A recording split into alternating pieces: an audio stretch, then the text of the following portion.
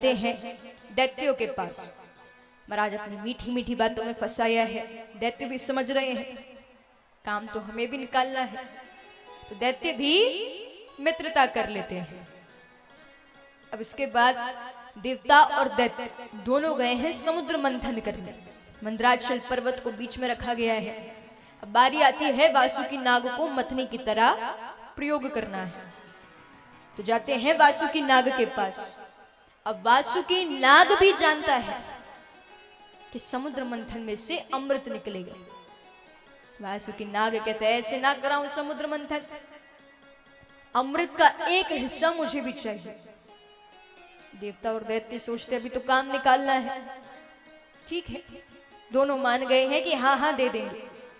अब मन में सोच रहे देगा कौन, तो वासुकी नाग को लालच दिया है। महाराज वासुकी नाग भी मान गया है। अब वासुकी नाग को लाया जाता है, मथनी की तरफ पूरे पर्वत पे लपेटा गया है। अब जैसे ही समुद्र मंथन थोड़ा प्रारंभ होता है तो मंदराचल पर्वत का भार इतना ज्यादा है कि पृथ्वी सहन नहीं कर पा रही है, तो पृथ्वी में समाता जा रहा है। देवतागण सोचते ये क्या हो रहा है। फिर याद आता है कि भगवान ने कहा था कि समुद्र मंथन मेरे बिना पूरा नहीं होगा। तब देवतागण भगवान को याद करते हैं, भगवान के नाम का स्मरण करते हैं। तब महाराज भगवान एक अत्यंत विशाल कछुए का रूप धारण करते हैं। कच्छप अवतार धारण करके उस मंदराचल पर्वत को अपनी पीठ पर धारण करते हैं। तो बोलिए कच्छप भगवान की।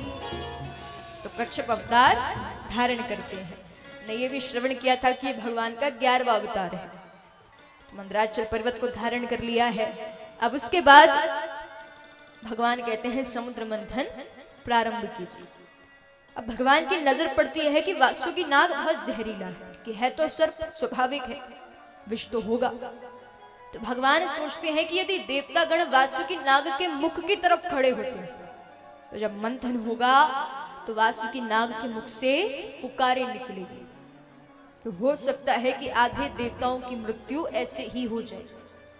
सोचते हैं लेकिन यदि मैंने सीधे कह दिया कि इसके मुख की तरफ मत खड़े होना, तो दैत्यों को समझ में आ जाएगा कि कोई ना कोई बात तो है। क्योंकि देखिए दैत्यों के पास हो सकता है कि देवताओं से ज्यादा शक्ति हो, पर देवताओं की जितनी बुद्धि नहीं होती। तो भगवान इसलिए देवताओं से कहते हैं कि देखिए आपने ऊंचे कुल में जन्म लिया है, इसलिए आप सभी जाइए वासुकी नाग के मुख की तरफ खड़े हो। अब दैत्य आपस में बात कर रहे हैं हम कौन से नीचे कुल के। तो दैत्य जाकर के कहते देखो हम भी बहुत ऊंचे कुल के हैं, अरे आप हमें नीचे दिखा रहे हो। वासुकी नाग के मुख की तरफ तो हम ही खड़े हो। भगवान तो यही चाहते हैं। देवताओं से कहते ठीक है उन्हीं को खड़े हो जाने दो, आप पूछ की तरफ खड़े हो जाओ। अब दैत्य जाते हैं वासुकी नाग के मुख की तरफ खड़े हुए हैं और देवतागण पूछ की तरफ खड़े होते हैं। महाराज समुद्र मंथन प्रारंभ होता है और जैसा भगवान ने सोचा बिल्कुल वैसे ही वासुकी नाग के मुख से फुकारें निकलती है, विष निकलता है और आधे दैत्यों की मृत्यु अपने आप हो गई।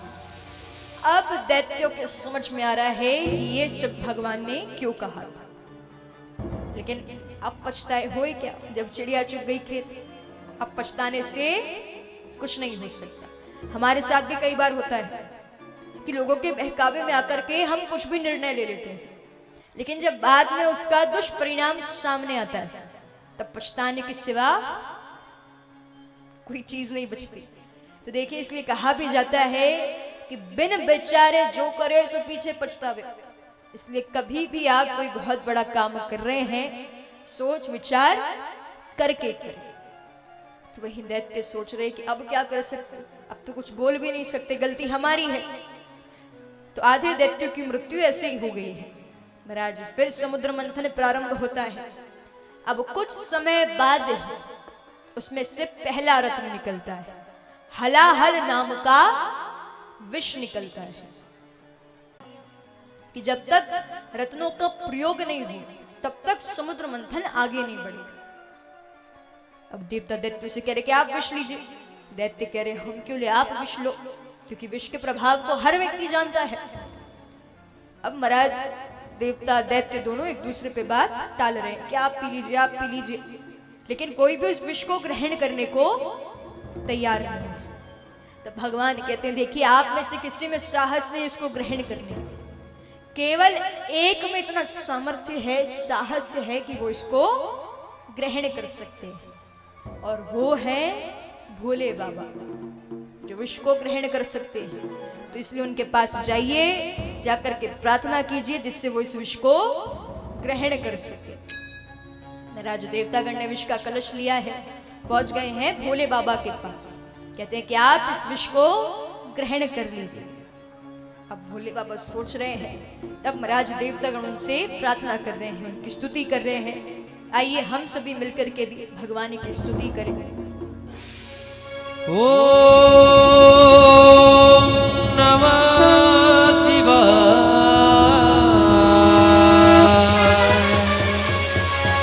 ओम नमः शिवाय,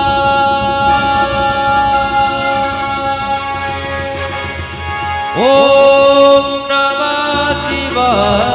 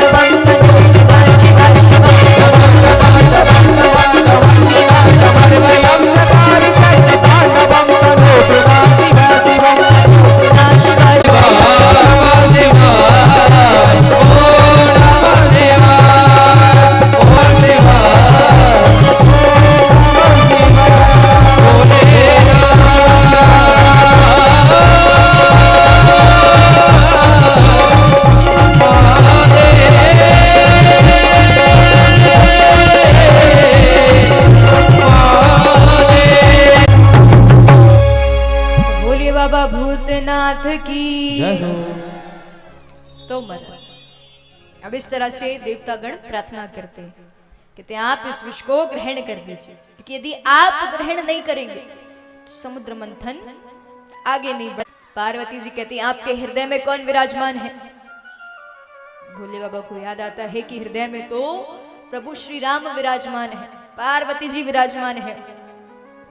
पार्वती जी कहती है मान लीजिए जब ये विष आपके हृदय तक पहुंचेगा तो आपके हृदय में जो विराजमान है उनको कितनी पीड़ा होगी। भोले बाबा कहते पर विष ग्रहण करना भी तो जरूरी है। अब महाराज भोले बाबा सोच रहे हैं कि विष ग्रहण तो करना पड़ेगा।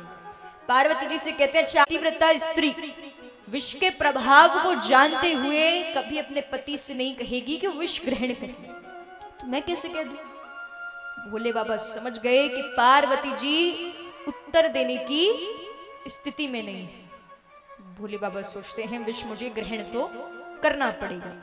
महाराज अब विष के उस कलश को लिया है, अब राम शब्द का उच्चारण करते हुए इस विष को ग्रहण कर रहे हैं। राम बोलकर मुख को खोलते हैं, विष ग्रहण करते हैं और मां कहते हुए मुख को बंद कर लेते हैं। तो राम नाम का उच्चारण करके तो तभी से भगवान का नाम नीलकंठेश्वर पड़ चुका है। अब इस तरह से भोले बाबा ने विष को ग्रहण कर लिया है। नाम प्रभाव जान शिवनी को से प्रारंभ होता है। तो कुछ समय बाद ही अब उसमें से कई सारे रत्न निकल रहे हैं। कामधेनु गाय निकलती है, ऋषि मुनि रख लेते हैं। कल्प वृक्ष निकलता है जो स्वर्ग की शोभा बढ़ाता है। ऐरावत हाथी निकलता है जो इंद्र रख लेते हैं। उच्च शवा नाम का घोड़ा निकलता है जो कि दैत्यराज बलि रख लेते हैं। कौस्तुकी मणि निकलती है, चिंतामणि निकलती है। अब कुछ समय बाद ही जब समुद्र मंथन करते हैं तो उसमें से साक्षात लक्ष्मी जी वरमाला लेकर के प्रकट होती हैं। जैसे ही लक्ष्मी जी को देखा, क्या देवता क्या दैत्य सब भाग रहे पीछे कि लक्ष्मी जी हमें वरमाला पहना दो। महाराज कौन नहीं चाहता कि जीवन में लक्ष्मी जी की प्राप्ति हो? तो सारे देवता सारे दैत्य लक्ष्मी जी के पीछे पीछे जा रहे हैं। भगवान कहते देखो वो ऐसे किसी को वरमाला नहीं पहना पाएंगे, इसलिए आप सभी एक पंक्ति में बैठ जाइए, उनका जिसको मन होगा वो पहना देंगे। तब सब एक पंक्ति में बैठ चुके हैं। लक्ष्मी जी वरमाला लेकर जा रही हैं। जाकर के सबसे पहले संत जनों को प्रणाम करती हैं, इसके बाद आगे बढ़ती हैं। अब सभी में कुछ ना कुछ कमियां निकाली कि आप ऐसे हो, आप में ये कमी है, करवा दूंगी। दैत्य सोच रहे इतनी सुंदर स्त्री ने कहा है, इतने प्रेम से कहा है, तो कैसे मना करे। दैत्य मान गए हैं। महाराज तुरंत उस अमृत के कलश को दे दिया है मोहिनी। अब भगवान ने जैसे ही वो अमृत का कलश लिया तो देवताओं को एक अलग पंक्ति में बैठा दिया है और दैत्य को एक अलग पंक्ति में बैठा दिया है। अब किस तरह से देवताओं को अमृत पान करा रहे हैं, मतलब दैत्यों को अपनी तरफ आकर्षित करते हैं और उसके बाद देवताओं को अमृत पान करा रहे हैं। उसको राहु केतु ग्रह बना देते हैं। इसके बाद भगवान देख रहे हैं कि सभी को अमृत पान करा दिया है, कोई दिक्कत नहीं है, तो इसलिए भगवान अपने वास्तविक स्वरूप में वापस आ गए हैं। अब जैसे वास्तविक स्वरूप में आते हैं सारे दैत्य देख करके आश्चर्यचकित थे। तो साक्षात विष्णु जी थे, इन्होंने मोहिनी अवतार धारण करके हमें अपनी तरफ आकर्षित किया था। सारे दैत्य बहुत क्रोध में हैं। कहते हैं कि आपने चाल चली, अमृत का कलश हमारे पास था, अमृत पान हमें करना था, लेकिन आपने देवताओं को करवा दिया। तो दैत्यों का क्रोध बढ़ चुका है। महाराज क्रोध में आकर के देवताओं से युद्ध करने लगे। बहुत देर हो गई है युद्ध करते करते। अब प्रजा को पता चलता है कि देवताओं और दैत्यों के बीच में युद्ध चल रहा है। महाराज सभी देखने के लिए चले आए हैं। ये बात पता चलती है बलि को। बलि भी क्रोध में है, आज अवसर मिल गया है युद्ध करने के लिए। तब महाराज जो दैत्यराज बलि वो विमान पर सवार होकर के आते हैं, इंद्र के ऊपर और ऐरावत हाथी के ऊपर कई सारे बाण छोड़ते हैं। अब इंद्र को भी अवसर मिला है, इंद्र भी चुप नहीं बैठेंगे। तब इंद्र भी दैत्यराज बलि की तरफ कई सारे बाण छोड़ते हैं। अब दोनों के बीच में युद्ध चल रहा है। अब सब एक आ रहे हैं और कह रहे देखो देखो दैत्यराज बलि और इंद्र के बीच में युद्ध चल रहा है। आज सभी दौड़े दौड़े चले आ रहे उस युद्ध को देखने के लिए। वो युद्ध इतना भयानक था देवताओं और दैत्यों के बीच में कि उस युद्ध को देवासुर संग्राम कहा जाता है। सारी प्रजा देख रही है, महाराज इंद्र और दैत्यराज बलि के बीच में युद्ध चल रहा है। बहुत देर हो गई है युद्ध करते करते, लेकिन जब इंद्र का क्रोध बढ़ जाता है, हाथ में वज्र धारण कर लिया है और क्षण भर में इंद्र दैत्यराज बलि का वध कर देते हैं। अब जैसे दैत्यराज बलि का वध हुआ, सारी प्रजा चिल्लाने लगी, हाहाकार करने लगी कि इंद्र ने दैत्यराज बलि का वध कर दिया है। सारा का सारा दृश्य देख रहे हैं ब्रह्मा जी। ब्रह्मा जी कहते हैं नारद जी से कि नारद जाओ, जाकर के इस युद्ध को रुकवाओ। यदि ये युद्ध ऐसे ही चलता रहा तो कुछ ना कुछ अनर्थ होना तय है। नारद जी से कहते हैं देखो जाओ, जाकर के समझाओ कि जिस कारण से आपने समुद्र मंथन किया वो पूरा हो चुका है। आपको अमृत मिल गया, अमृत पान कर लिया, लक्ष्मी जी की प्राप्ति हो गई, अब क्या चाहिए? तो जाकर के इस तरह से समझाओ। महाराज नारद जी जाते हैं, नारद जी जाते हैं, जाकर के कहते हैं देवताओं से कि देखो आप लोगों ने जिस कारण से समुद्र मंथन किया वो पूरा हो चुका है।